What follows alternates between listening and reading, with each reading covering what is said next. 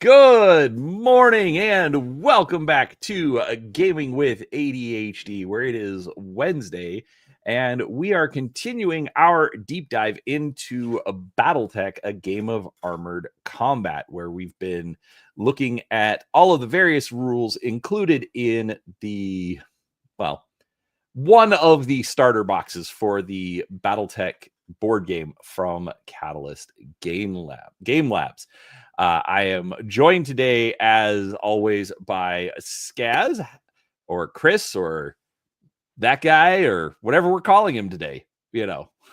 How's it going, sir? It's going. Never a dull moment in a house where one kid kicks the other kid in the toothbrush. Yes, folks, when you're working late at night and you get the text message from your friend saying, "Hey, kids at urgent care. I'm holding down the fort. Okay, great. What can I do to help?" Nothing. I just needed to vent. Just dumb. Look, they're 10-year-olds. So if they're old enough to kick each other in the face, they're old enough to play with big stompy robots, right? I mean, yeah, but still, it's still not what I want to be doing. Well, luckily he learned his lesson and has done no more kicking in the face, right?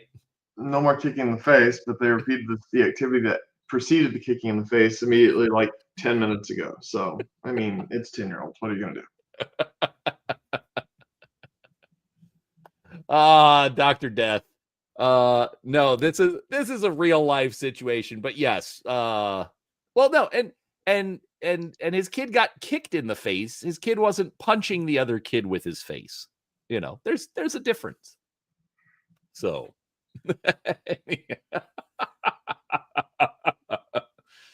Chris is having a wonderful week. It's been a thing. All right. So what are we talking about today, Chris? Scenarios and how to play the game outside of just I line up and shoot you. Well, but I mean, I line up and shoot you can be in a scenario, can't it? It can be, and that's fine to be, but it's not the only thing you can do as a scenario. That was the point. Okay, that's fair. Well, so folks, do make sure that you are subscribed to the channel. I try to do a few videos each week, whether it's rules deep dives like this, or board games, or miniatures, role playing, anything in between. I'd love for you to come along and see what I have to share. In this particular case, this is going to be the last episode of Battletech for a while. The original plan was to do a game of armored combat, clan invasion, and mercenaries and review all of those rule books. But Chris would like to stay married. And so, he's asked that we, put some space in between each of the books. Many of the books. Many of the books. Space. So not as much space as you've given me as it's taken you to paint my stuff. How about that? Let's not make it that long before we come back.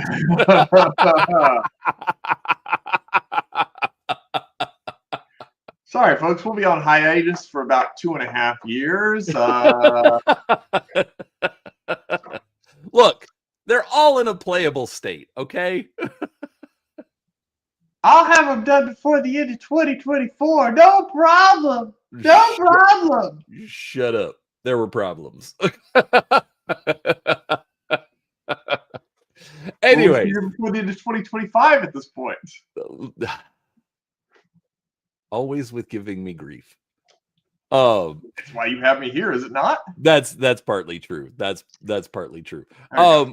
But it, even though we will be taking a break from Battletech, there will be another deep dive starting next week, which I am actually very, very excited for. So we'll talk about that more at the end to get all of you prepped and ready. So, as always, hit the like button if you like what we're doing here. Subscribe to the channel if you're new. And otherwise, let's get into it. So anyhow, Seraphis is not wrong. Never underestimate Brian's ability to underestimate how long something will take. Right. Look, I'm going to blame Seraphis for reading too slow. All right. I mean, I think it's a valid argument.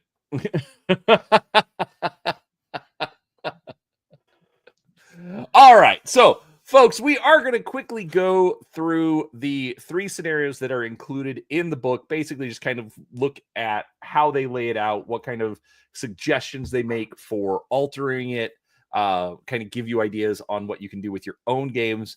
And then we're going to talk about some of the games that we've played and some of the scenarios that we've come up with so that you can get an idea of things that you can do on your side. So I guess without further ado, all right, this section provides 3 ready-to-play game situations called scenarios. Each entry describes the map sheets used for the scenario, the forces each side will use, and the victory conditions and any special rules for the scenario. Each scenario is longer and more complex than the previous engagement and should be played in the order they appear. The 3 scenarios illustrate a variety of missions you can play using the Battletech game system and will help spark ideas for creating your own scenarios. To help you get started, each scenario includes potential modifications to open up new areas of play. Now, choosing sides. Both players roll 2d6. The winner chooses either the attacker or defender side, with the loser playing opposite. As described on page 3, map sheet indicates a single 17 by 22 playing map, while playing area refers to the total area of a given game, regardless of the number of map sheets used. Unless specifically stated otherwise, the home map edge is the side of the playing area where the attacker and defender either set up and or enter. Players will need to copy the record sheet booklet, as some of the scenarios require 2 of the same record sheet in the same game. Players can also download the PDF of this record sheet booklet and simply print out the necessary copies. So go to bg.battletech.com and you can get some free record sheets. Miniatures and punch-out playing pieces. For each scenario, use the illustrations on the indicated record sheets to select the correct miniature. If a scenario requires 2 of the same miniature, use the corresponding punch-out playing piece as needed. All right, so obviously those are very, very basic setup things. So right here, I did want to talk about like the map sheets. So me personally, I like map sheets. I like the paper ones. They're cheap. You get a whole lot of them. There's, you can get grasslands, you can get savannas, you can get, nope, they haven't done a snow one yet. They need to do a snow one. They've done a city pack, they've done deserts. So usually they've got some sort of a theme, but you can get, big pack. Usually it has like 8 double-sided maps in it. So you're getting like 16 different maps that you can play on. Lay it out however you feel is appropriate for your scenario, or as based on the actual scenario in this book, in any other book that you get. And I like that. Now, Chris is a little different. Chris doesn't like the fact that maps that are paper are folded, and if they're folded, that means they have a ridge. If they have a ridge, things will fall over or not go smoothly or things like that. So Chris much prefers the neoprene mats that they've come out with that are 2 double-sided mats, or 2 mats next to each other and reversible, right? They're reversible still? 2 maps per side. Yeah. So technically it's 4 maps. Now, personally, my main issue with that is that you've then locked those maps into place. Like in one case, if one's on the left and one's on the right, well, you can't change that like you would with paper maps. So right, but at the same point in time, it's nice, it's flat, next slide along it, and we don't play often enough to where only having 4 or 8 maps is really going to be that much of a challenge. That's fair. I'm just throwing out some of the counter arguments to the situation. Have you not reviewed the maps on your I channel have yet? not reviewed the maps because I am ridiculous. How many maps do I own at this point? I don't know. They're all at your house. At least like 12. That's what I thought. So Yeah. we have no danger of running out of maps. Right. Well, and that's the thing, whether it's paper or neoprene, there are a lot of options. Yes. I spoiler alert for one of the reviews, the city maps are probably my least favorite neoprene ones. Because like the grassland maps were like the reverse side was all desert maps. So if you bought, like I think you had to buy like I think there were like 6 different ones, wasn't it, or like 4 or 5? So I think I run a 6 of them that gave you 12 map sides, if I recall. Right, but one was grass and one was desert, and so it Yeah. was a lot. Like in my opinion, it was a like that was good because then you could put all the grass together or all the desert together. The city ones, I don't know who made the decision, but I'm still angry about it, and I didn't even buy the things. You did. But I think there's 6 different ones. There's 3 different sets that are both double sides. There's 6 map sides for each of these, and they're all city. Right, they're all city. So like you literally have to buy 2 of everything in order to use all the city. So instead of pairing it up with the Savannah set, like and just buy everything and then you have all the Savannahs and all the city. No, it anyway. Oh, I'm still furious about it, and I didn't even spend the money. So it's definitely something to keep in mind, folks, but they are nice. I will put up a review of them and show them off. Chris has been very generous at letting me borrow some of his stuff so that I don't have to spend all the money to do my reviews. So there is that to consider. Coming to your channel 2027. Yeah. Sorry, I'm savage tonight. No, oh no. That was like you weren't here during the Eberron deep dives when the joke with me and Seraphis, like, oh, we'll talk about this thing coming in 3028. Yeah, exactly. Trust me, you saying 2027 was not savage enough. Anyways, one other point that I will actually point out is if you know people, okay, or you can even just go do it on your own. I'm lucky that I know people. You can also look into like large format printers. And like if you want to make like a giant 4x6 map, you can make them. The hex size, I think you need to use, like I used 1.25 inches once, and that is not quite right. But I think it needs to be like it's not quite 1.5 inches. I want to say it's like 1.3, 1.35 or something. But you can literally make your own maps. There are maps that you can buy at various places online. I never have because I know a guy, but it can be done. So definitely look into some of that. And when we get into one of my own custom scenarios that we played, I'll show off some other things you can do with your maps. So all right, let's see. All right, battle mech variants. Yes, there are different variant battle mechs. I don't care about that. All right, so Chris, tell us about scenario 1. Scenario 1. So when an Innisphere training officer feels their students are ready, the cadets' combat and leadership skills are tested with a final exam.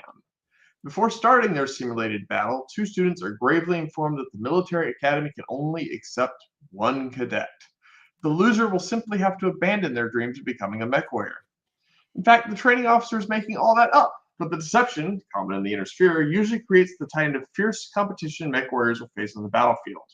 This scenario recreates the typical final exam experienced by nearly all student mech warriors in the Inner Sphere, The scenario also simulates the lance-on-lance engagements that comprise most battle mech warfare. Game setup. All right, real quick. This, okay, for me, this is important. Okay, the situation. Whenever you're making a scenario, come up with a story.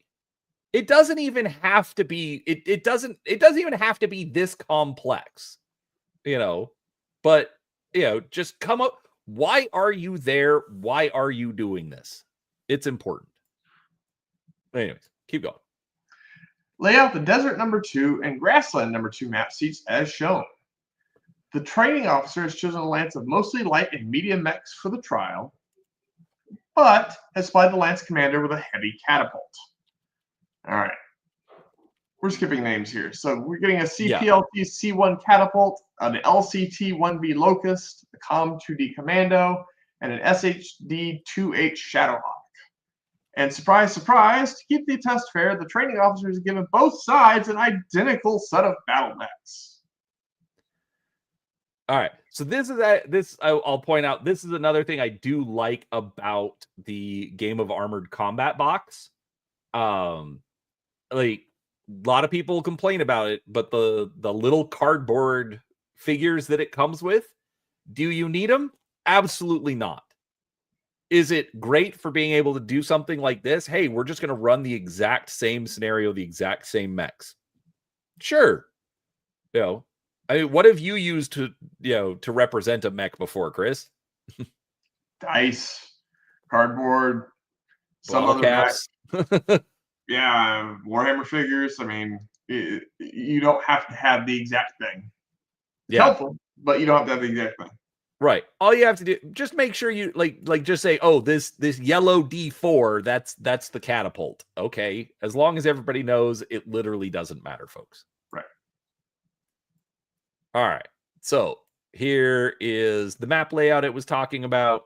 And I have to ask, couldn't we pick two maps that don't have a road that leads to nowhere next to each other?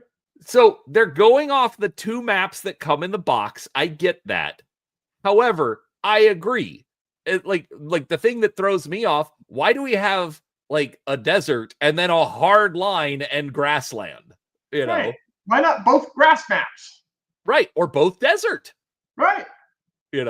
Yes, I don't. I mean, let's be honest, folks. You work with what you have, but it's still annoying. Right. Old men yell at clouds. Got it. Yes, old men yelling at clouds. Glenn says, look, those roads make jobs. Exactly. Somebody's got to finish that road somewhere, but clearly they didn't. Right. They're supposed to have, but they didn't, Glenn. Come on. Right. Not only did they not finish the road, they finished it at an angle. Who does that?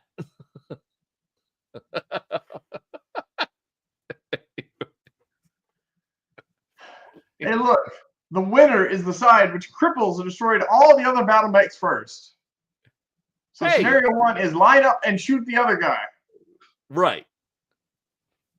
So again, you're going to need, you need why you're playing, what you're playing with. Now, in this one, it says, here are the battle mechs that you're choosing. We usually use battle value.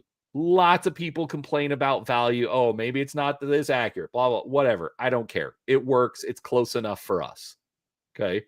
This isn't like a Warhammer Grand Tournament with $1,000 on the line. This is 6 dudes sitting around a table blowing up robots. Right. So once every 3 months. Right. Yeah. If we're lucky. If we're lucky. Seriously. It's like I create, like Ben says, when are we playing? I say, please tell me when, and nobody says anything. Wait, was there a text sent out? I didn't see a text come through. It was like a month ago. Oh, that's probably why. But regardless. The point behind this scenario, though, folks, what we're trying to say, though, is very simply, this is as complex or as simple as it needs to get. It doesn't have to be a lot, but this is something that will get you started. Using the mech straight out of the box, using what you have available to you, using just what's laying around and having fun. This is as simple as Battletech gets. And this is great, and it's fun, and it's balanced, and it's just fine. That being Right. said, you're probably only going to run through this scenario once or twice before you're like, okay, I'm ready to do some other things rather than Well, use these set mechs.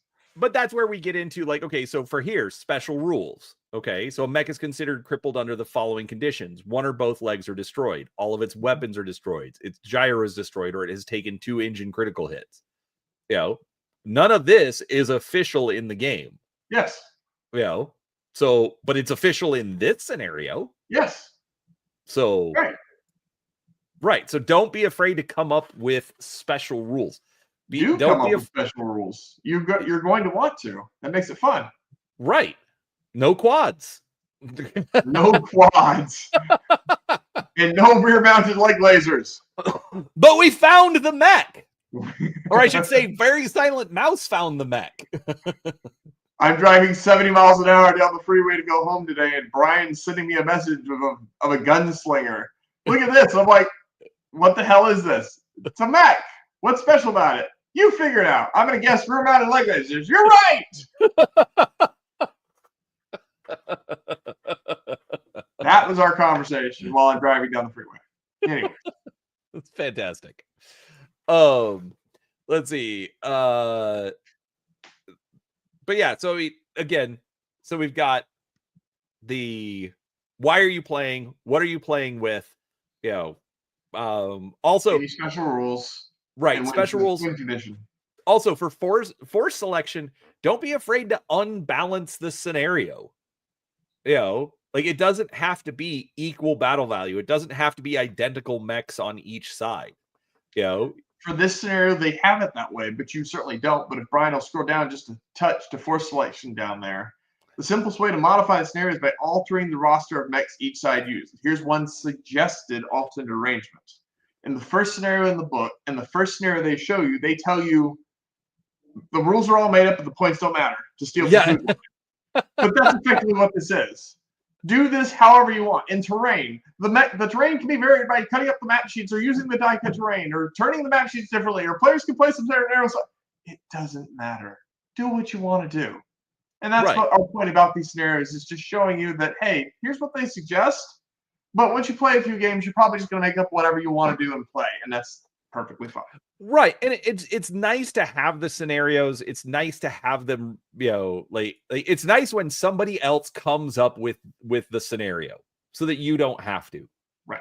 But don't, like, again, I'm just going to keep saying it over and over. Don't be afraid to customize it. Oh, hey, look, another grassland versus desert map. Yep. Gee, thanks, guys. All right. Scenario 2, trial by fire. Just as a war is a series of battles, so most battles are series of engagements. In one such engagement, a lance of novice mech warriors is ambushed and nearly wiped out, leaving one inexperienced pilot alone with his damaged mech. The only way back to his unit is across enemy lines. So obviously set up the maps. Defender. The defender is a lone mech warrior in a battle master that suffered damage in an earlier battle.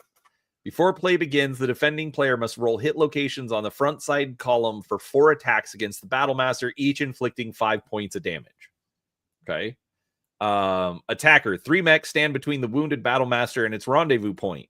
Fortunately for the lone defender, they are piloted by rookie mech warriors even greener than him. So then we've got a Wolverine, a Locust, and a Commando. So not so great against a battle master. Let's see. Glenn says maybe this planet is title locked.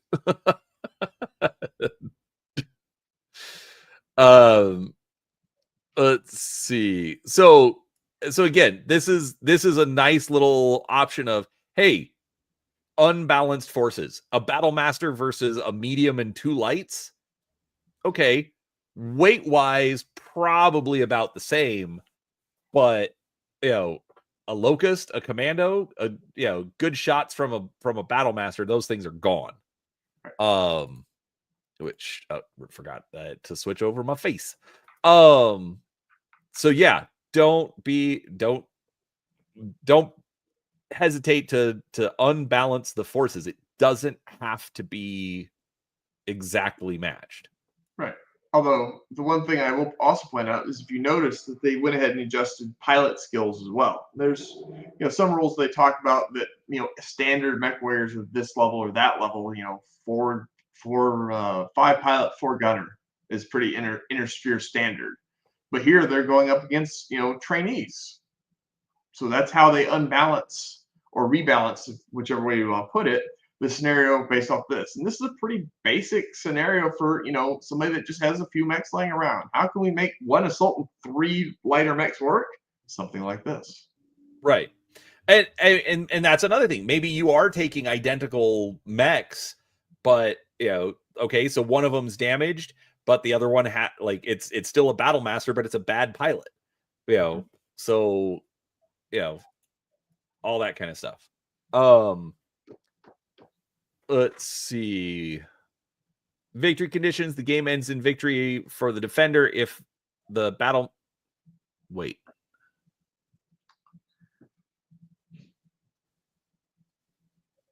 Move off the table. Wait. Oh, the defender is the battle master. I'm confused. For some reason I thought the battle master was the attacker. So it threw me off. So if the battle master can get off of the edge or destroy the mechs, they win. Otherwise, the attacker wins.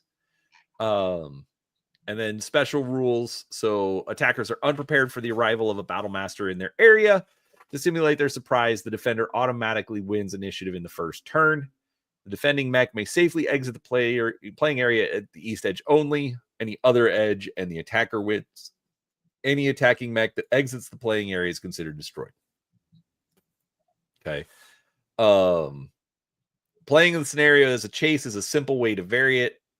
All the rules stay the same, but the attackers do not deploy on the playing area. Instead, the defender places their mech on the playing area first, then gets one turn of movement, and the attackers enter play area during the movement phase of the second turn.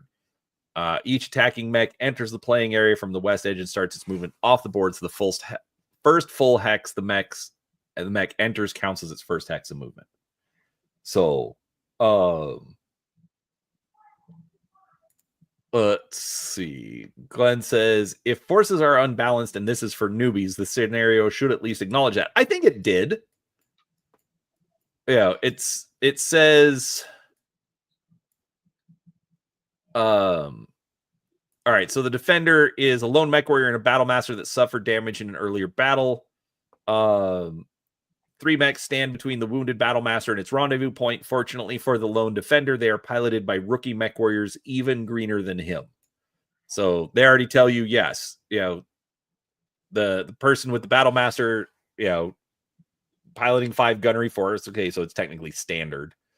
But then you've got piloting 5 gunnery 5 and piloting 6 gunnery 5. And I think saying, yeah, these are green pilots kind of addresses that.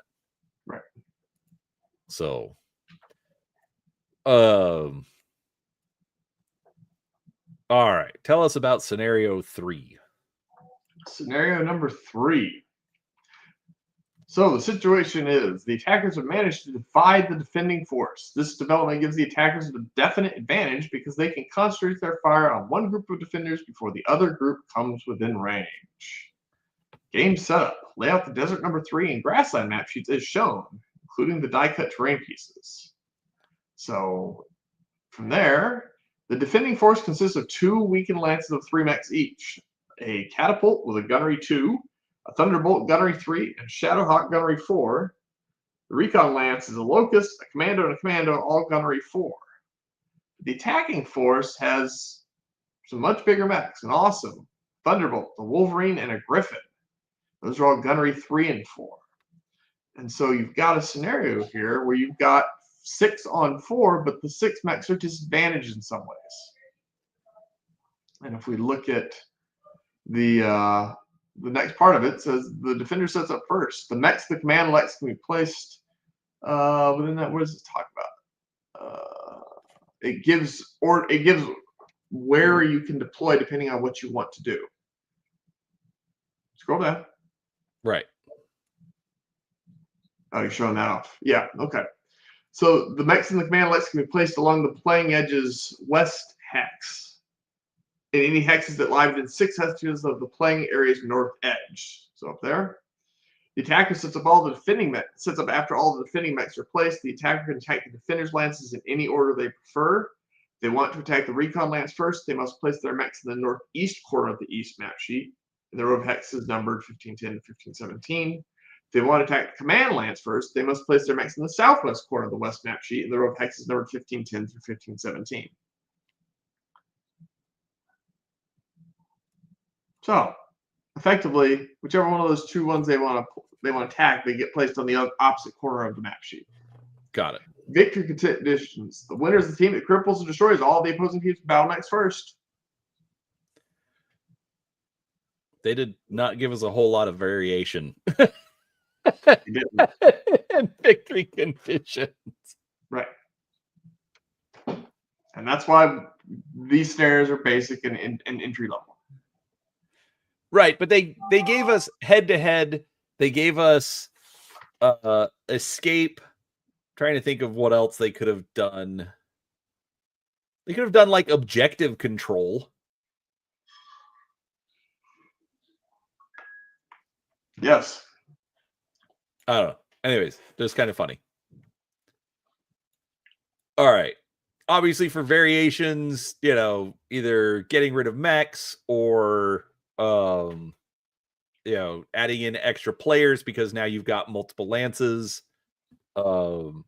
Again, there are all sorts of ways to modify it. All right, some additional variations.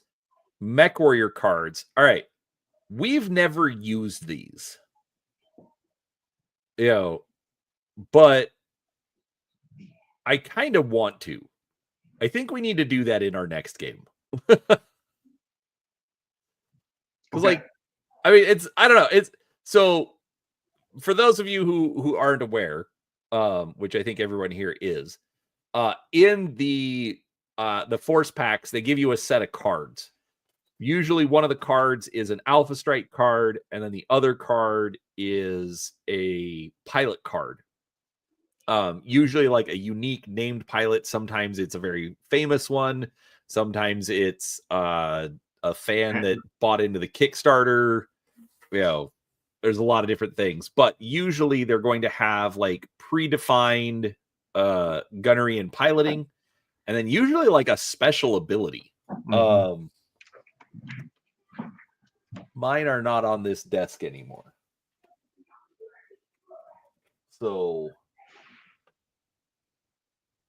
I can't show one off. All right. Sorry, folks. But there are a few rules for using these. Only one mech per side can have an attached Mech Warrior card. Which that's kind of lame. Right. Maybe it's just to keep it simpler, because like they do usually have like the special rules with them. What's that quote from Pirates? Yes. The rules are more like guidelines. That's fair. That's fair. Do whatever you want to do, folks. That's the answer. Both mech. All right. Only one battle mech per side can have an attached Mech Warrior. Both Mech Warrior cards must have the same cost. As noted above, both Mech Warrior cards okay, never mind. Those are the two rules. Only one per side and the same cost. But it's like they're assigned like a value of like I think 1 to 3 points. So just take pilots that are equal or not, whatever. Let's see. And then piloting gunnery skill replaces that. All right. This is kind of fun. Here are some alternate planetary conditions. Tell us about that. Full Moon Night. +1 movement point cost per hex. Attack target number multiplier. +2 to all weapon attacks, not physical. Reduce this modifier by +1 for every 20 points of heat on the target mech's heat scale. That would be a -1. Much harder to see them, to shoot them. But if you're hot, then they can see you easier because your mech is warmed up. Right. Your mech is glowing in the sensors. Right. Strong Gale. Attack target number modifier. Apply a +2 target modifier to all missile attacks and a +1 target number modifier to all autocannon and machine gun attacks. But also a +1 modifier to all piloting skill rolls. So again, this isn't a hard and fast list. I think you would have to go to tactical operations for that. But again, here are ways to change it up. You can apply this to any of the scenarios. You can put it, you can come up with your own thing. Like that grass map is actually now a swamp. So, everything counts as depth 0 water, and adds 1 movement point or something. There's, literally you can come up with any or any way to change it you want to do. Terrain. The punch out sheet includes several terrain pieces to modify either map sheet. If players cannot mutually agree on a way to add the terrain, use the following rules before deploying any mechs. As Glenn says, if you want to modify your rules, make roads that actually go somewhere. I like it. All right. So both players must add the same number of terrain pieces. Randomly determine who will start, then rotate back and forth, placing only 1 terrain piece at a time. And terrain cannot be within 2 hexes of the edge of the map sheet. And there must always be 3 hexes between each terrain piece. So what they're talking about, like on this map, these little red lined sections are actual little cardboard punch outs. And usually they give you some in all of the box sets, which essentially they're just little simple ways to modify an existing map. So we haven't used them, again, more because we don't play as often as we should. But I like having them just because it's like, oh, cool, I can drop this, I can drop that. They at one point they made, I think, a drop ship version. So it's like a big 7 hex token, so you can have a drop ship on the table. So yeah, there are a lot of things you can do. All right, and then I think finally, Chris, tell us about campaign play. Players can introduce the concept of the campaign, a series of linked scenarios. Players can decide that Scenario 1 and Scenario 3 are linked, and surviving mechs from Scenario 1 can be brought in as reinforcements for Scenario 3. For example, if the defender from Scenario 1 has a catapult and a commando that survived after winning that game, those 2 mechs, including any damage, are under the control of the defender in Scenario 3 and can enter along the west edge of the playing area during the movement phase of turn 5. Yeah. So, again, we haven't tried campaign play, but yeah, doing little things like this. How does this scenario affect the next one? It can add a lot more challenges just because now you have to deal with reduced resources, things like that. I know Catalyst has created what is it? I want to say it's called the Turning Points campaign system, but I might be wrong. I think I'm confusing it with something else. But Catalyst does have a War Chest. War Chest? Dang it, now I'm confused.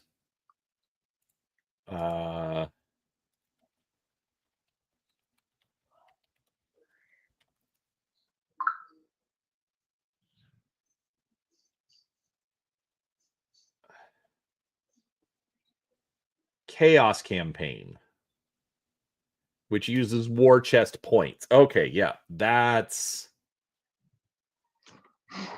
what I was thinking. Find a Warhammer campaign? No. It's in the official Catalyst campaign system is called the Chaos Campaign. And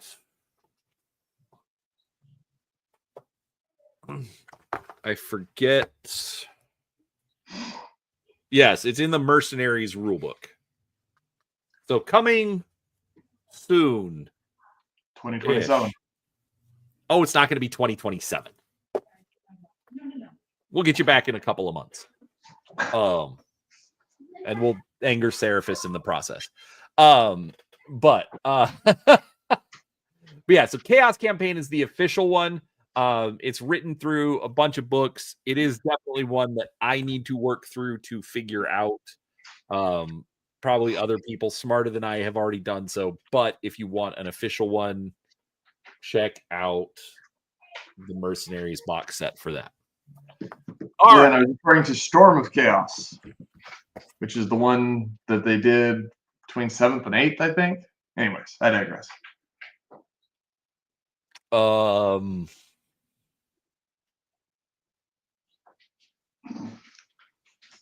Yeah, I think that. Brian's speechless. Hey, you. Your microphone's really good. What'd you say? You were talking into the microphone. Oh, sorry.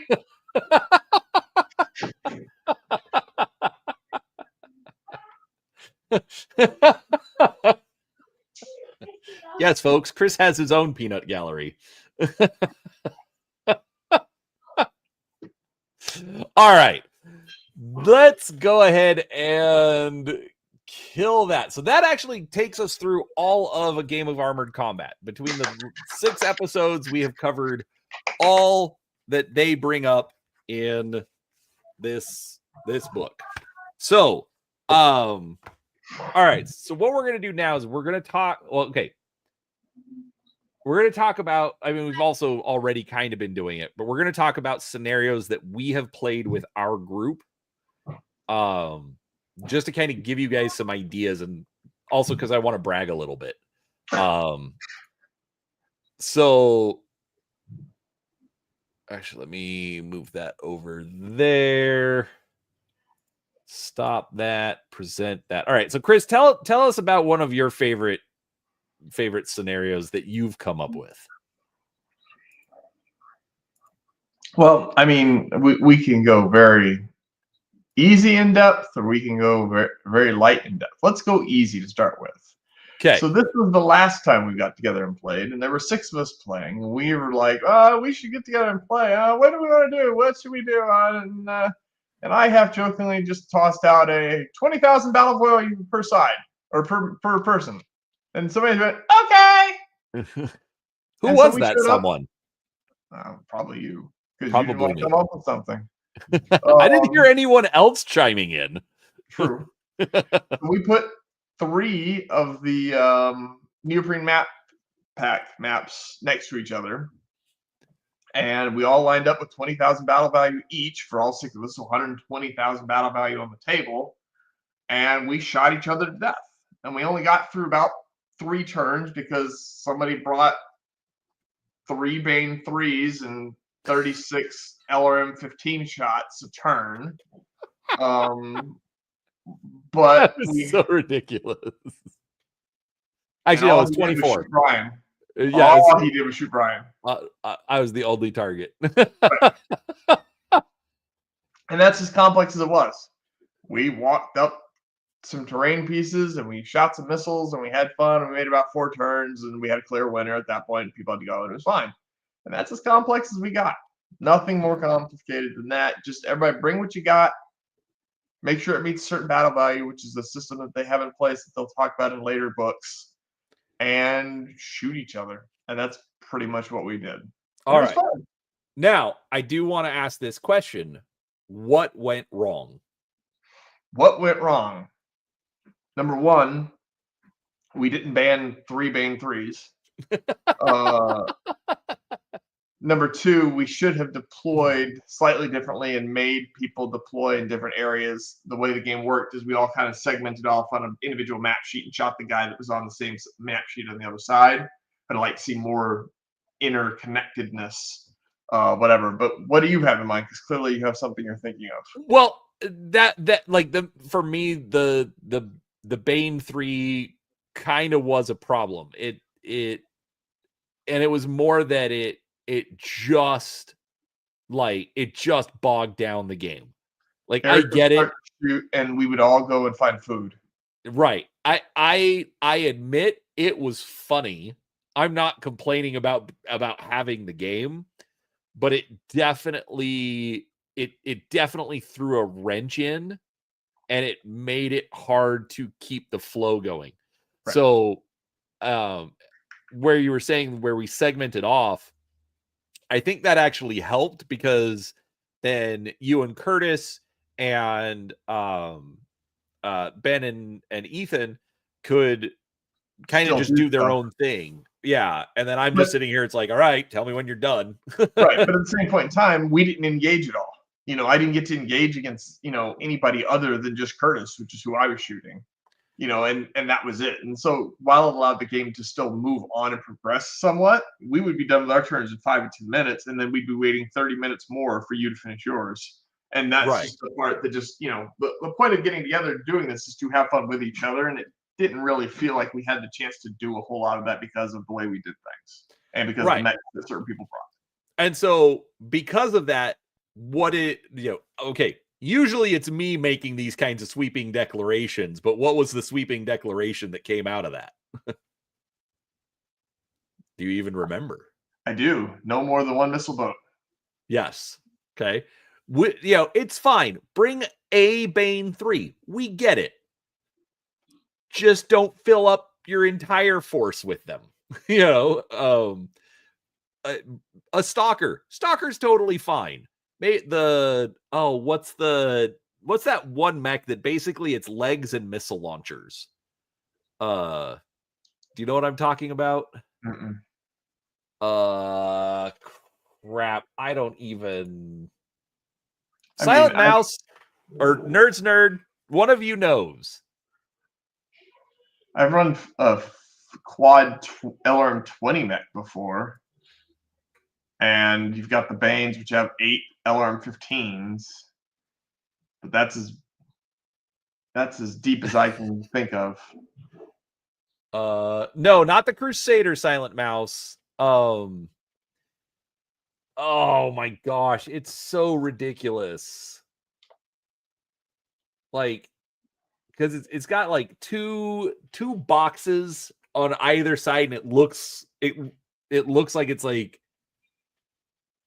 10 LRM5s or something. I mean, like the longbow. You talking about like the longbow? No, or something? it's not a longbow. I don't know. It's more ridiculous than that. It's not a Crusader, because that's the armored Battletech one. Yeoman, I think. The Yeoman? Maybe.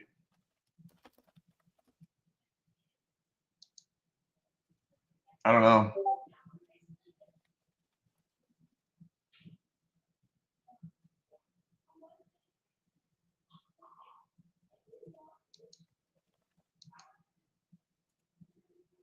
Yes. Okay, maybe this one isn't as ridiculous as I thought. Here, let's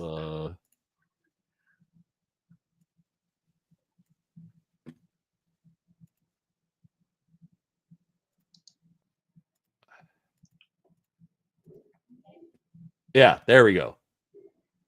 Oh yeah. Right. It's legs and missile launchers. 2 15s and 2 10s. Right. Which isn't as bad as a Bane. Right. It just But looks terrible. Right. But yeah, so that's like the main reason I bring that up is you have to take that into account. Okay. Make up the rules. Chris is like, 20,000 battle value. Okay. Well, obviously at 20,000 battle value, we need to throw in some kind of a qualifier.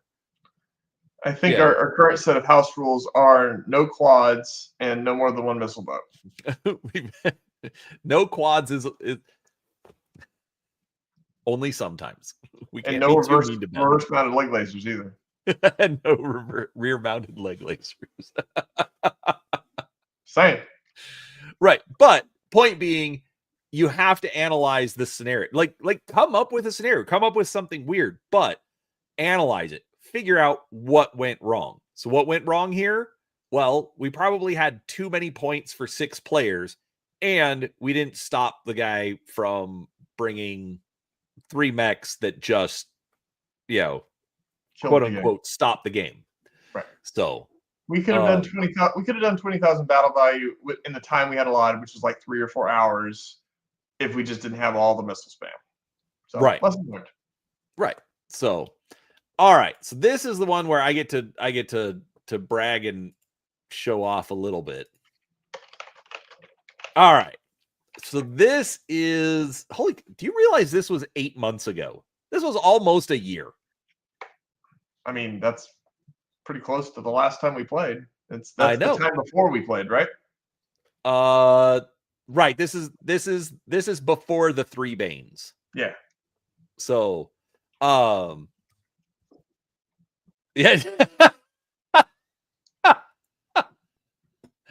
Look at those roads going places. Right. All right. So, kind of key point on this one. This is a combination of maps and then also 3D printed terrain. This is one I did a whole lot wrong with this. Okay. But biggest thing wrong, unkillable hover transports to get to the middle of the table. No, they weren't unkillable. They were unkillable. No, they weren't. Okay, not by rule, but by practicality. No, just yeah. Okay. Again, I did a whole lot wrong here. Okay. And I'm going to admit that. And it's fine. But I think it. Yes, Glenn, I am bragging. But the reason I'm bragging is because I tried. So, all right. Here's my notes for the scenario. Now, the scenario was capture the hyperpulse generator. I realize that maybe this isn't like scale accurate, but I don't care. It's a big building that's the same height as like 8 mechs. So what? It's massive. Okay. And we're playing at hex scale, but with mech scale roads and buildings. And so I did a bunch of stuff off. Okay. First off, ignore the terrain printed on the map just because, we didn't I wanted to use the big terrain. All right. So, this is what I had down for my notes. All right. It's a city table, which I think we kind of pulled off. Yeah. The primary building is the hyperpulse generator. So this is the primary building. Designated other buildings. So these 4 buildings that have these little red tokens are other strategic assets. Basically, you could get 3 points per turn by being in base I think it was base I don't know. I'll get there in a second. You can get 3 points a turn off the hyperpulse generator. You could get 1 point per turn off the outside or the extra buildings. All the other buildings, other terrain is just normal style terrain. Let's see. For force selection, I said 8,000 battle value. All eras were available. That's actually one thing that we didn't talk about was as far as limiting factors. Oh, right. Oh, you are there. I'm like, there's what did Chris leave? No, Chris just. No, I didn't leave. I just turned the camera off for a second. Yeah, I know. It just threw me off for a second because I was looking at my notes. All eras available. That's another way you can limit it. No Dark Age mechs or only Dark Age mechs or only 3025. Again, it's another way to limit it. Maximum of 1 mech at 80 tons, maximum of 4 mechs per player. Each player is issued 2 APCs that have 20 hull points, no internal structure, no weapons. It was supposed to be a glorified token. Okay. You're trying to capture the hyperpulse generator. So obviously you need some infantry, and so you would have an APC. Okay. But I wanted people to be able to destroy them, so look, that's what I wanted. I'm not saying it worked.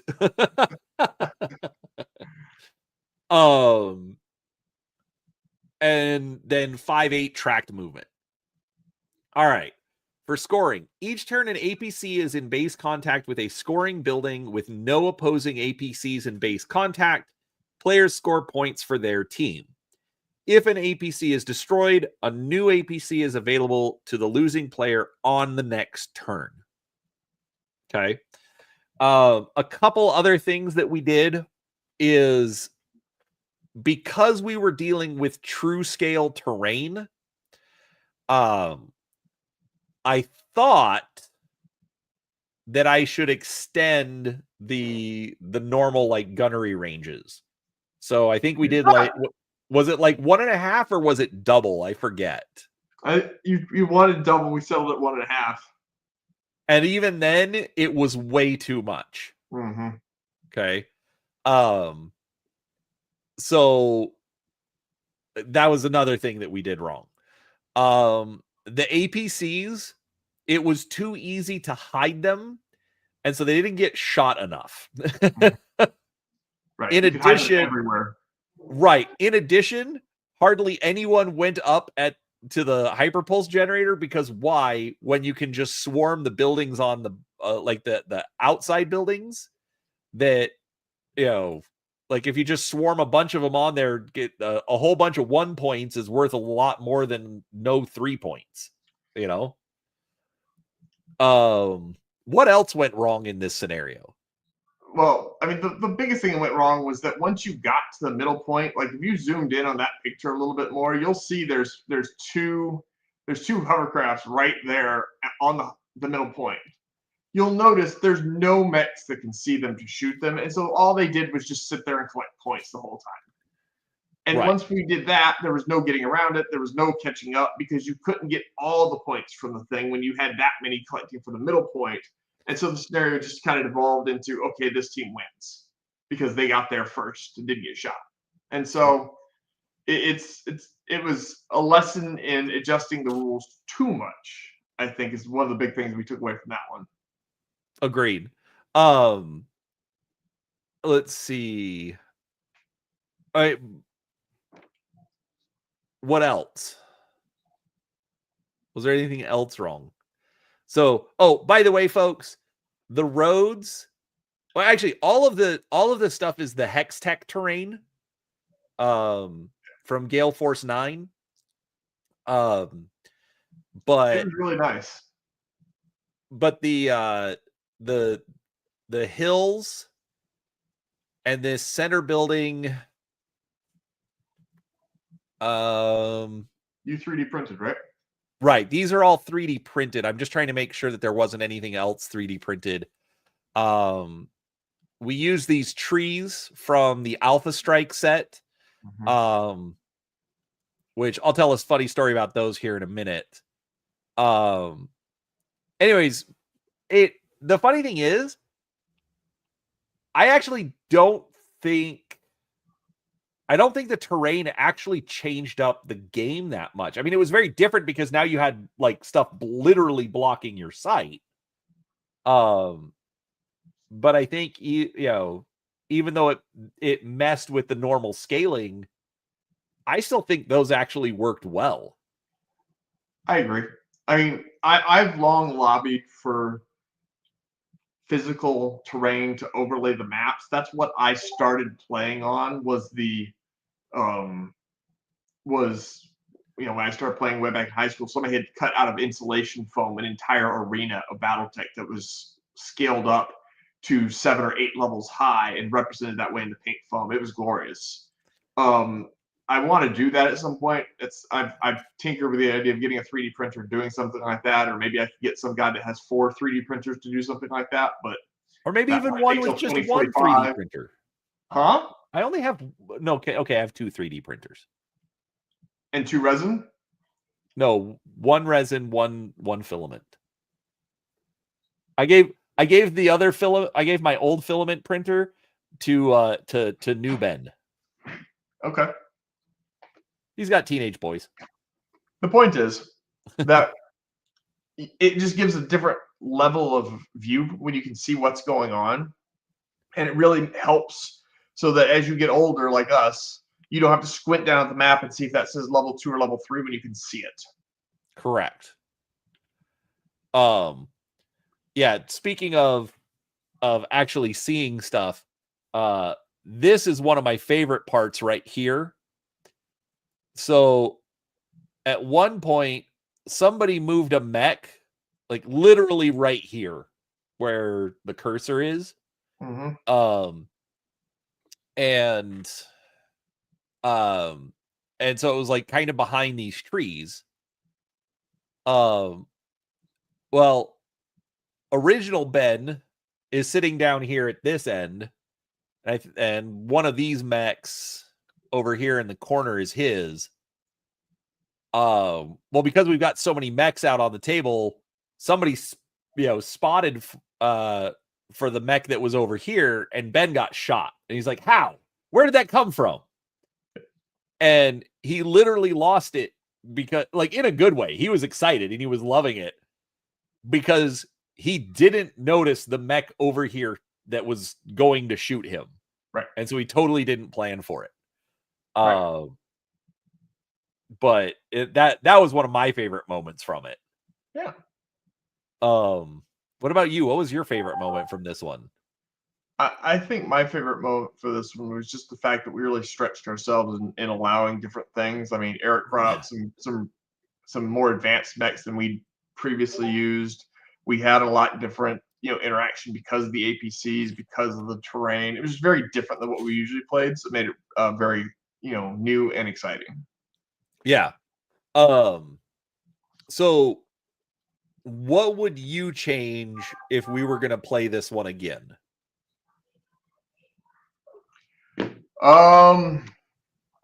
That's a great question. Definitely not space and a half mechs firing.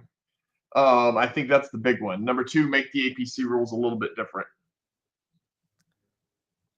I think that's one of the things that we talked about that night was like it was like 1 or 2 APCs per side as opposed to per player. Right.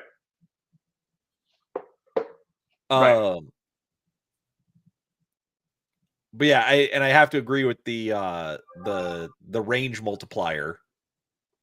Like, it was fun being able to drop some LRMs literally from one end of a 6-foot board to the other is kind of fun. Right. But it was pretty unbalanced. Right. Well, because then it absolutely lets that guy hide in the corner because all I need is a spotter and I'll take the extra +1 +2 because I can hit anything on the board. Right. Distance wise. Yeah. Let's see. So that like kind of the main point that I want to make. Glenn with his comment, like, what a brag. I did a lot wrong with this. Yep. But even doing a lot wrong, Still fun. it was still fun. I think like literally not trying to pick on anyone or say that I'm the greatest, but I think this literally was one of the more fun nights that we've had. I think so. Yeah, I mean, the terrain was all new, the 3D printed stuff was new, the mechs were new, the mission was new. We had all sorts of different new things and just made it fresh. Yeah. Now, Mercenaries give you the option to do. Right. No, exactly. And I think that was definitely one of the points is that it was a bunch of fresh, okay, we have to rethink a lot of how we do this. Definitely impacted the game. Oh, and also shout out to I don't see him in chat, but if Curtis ever comes back and watches this, Shout out to Curtis. He's in my painting stream chats from time to time. Well, it's just like a big office building, but I call it the hyperpulse generator. And the hills, he actually painted all of those for me. He was sitting around, I was working, so I'm like, here, have project. But he did really well. Yeah, look great. Like, anyways, I need to print a bunch of these too. A bunch of what? Well, just I have more of this stuff that I can print. You know, like I like almost all of the buildings that are on here, I have the files for. Legitimately, folks, I bought them. It's Thunderhead Studios, I think. If only you had a job that had you working at night where you didn't have that much to do, where you could key in a couple commands on your computer and start printing stuff. Or painting stuff. For the record, I love my printer. I really do. But the new printer is so loud. It's like I haven't run it for a while because it's like I kind of want the quiet. But I don't know where else to, like, I literally don't have another place to put it, so it's a little frustrating. Anyways, so there's that. Any other scenarios we should talk about? I remember one. This is going back more than a year ago at this point, so details are going to be sketchy. But we did one that was. It was another one with APCs. It was like hovercraft, and it was get to the other side of the table with your hovercraft or your mechs, and the APCs went. This was Ben's scenario, if I recall correctly, and the APCs went really far, really fast, and so it was they zoomed to the other side of the board, and the game was over, and it felt kind of too fast. It was still fun because we again, it was a different type of scenario. Like I really want to get to the point where we start doing some infantry stuff because I'm a clan player, so having elementals would be fun. But it was another introduction to some different stuff that we had tried. It just wasn't something that we thought out well enough for how the maps were going to fit, and we made the APCs a little too much to fit well on that board map. So it was like they could go like 10, 20, and the map was placed horizontally. So you're zooming 2 turns and you're across the field unless you get shot. Right. Man, I don't remember that one at all. I still kind of get stuck on Ben's capture the flag scenario. That he brought like the 8 20-ton quads. They were 55 tons, but they all had an AC 20. Right. Okay. Yeah, yeah, okay, that's probably more. Anyways, he had like a whole like squadron of these things. And so it's like don't get me wrong. Okay, so don't get me wrong, folks. I love classic Ben. Because for the record, we have 2 Bens in the group now. I love classic Ben. I've known him for years. But dear Lord, that man, like quads. Well, but also he will make a scenario that he'll think is fun, and it's not unfun, but he already pre-planned how to break it, I think. Right. Know your audience, folks. And you know what? That's actually another good point. When you're making your scenario, don't be afraid to be like, sorry, bro, you don't know. We're not putting up with that. We don't like it. We don't know. I mean, at some point, I'm fully expecting somebody to come up with a scenario where they say you can't bring clan stuff. Okay, fine. No, we've done that before. 30-25 only. Yeah. So, but yeah, there's, don't be afraid to try things. Don't be afraid to say no to things, but at the end of the day, there are tons of scenarios out there. There are scenario books. Like you want to fight Tukiad, you want to fight Twycross, you want to fight, Decision at Thunder Rift. They've literally got scenario books For anything. that, you may have to tweak them a little bit for modern standards, but for all intents and purposes, you can play any of the classic stories of Battletech. Right. So don't be afraid to give it a try. All right. Well, on that note, anything else you think we should discuss? Because I think Not we've that I kind can of, think of. I was going to say, I think we've kind of beat scenarios to death on this one. Yeah, I mean, the rules of scenario are as follows: make something up, have fun with it, balance it so that it's somewhat fair for everybody. Don't let that guy be that guy. Yeah, right. Definitely don't let that guy be that guy. Right. Um, It's nothing super hard. You don't have to be super detailed. You don't have to be super complex. And of course, you can be super detailed and super complex if you want. Lots of people I know will bring out custom maps and custom rules for those maps. And you can't bring this because you're limited based on what's available to you. And you can do lots of good stuff. But make it fun for your team. Make it fun for your audience and your playing group. That's the important part. Nothing else really cares. If they really want to get detail oriented, then make it detail oriented. If they don't, then don't. yeah, if you're playing with a bunch of 15-year-olds that literally have all weekend to play, go nuts. Right. Throw it in there. If you've got a group of 6, 5+1, usually in their 40s guys, maybe a 20-year-old, maybe plan something that you can knock out in a couple of hours, Right. So Right. anyways, all right. On that note, folks, we are going to go, because we don't have anything else to talk about for scenarios, but coming next week is a new deep dive where Peanut Gallery and I are going to read through the My Little Pony role-playing game. Chris was begging to get in on this one. I had to tell him no.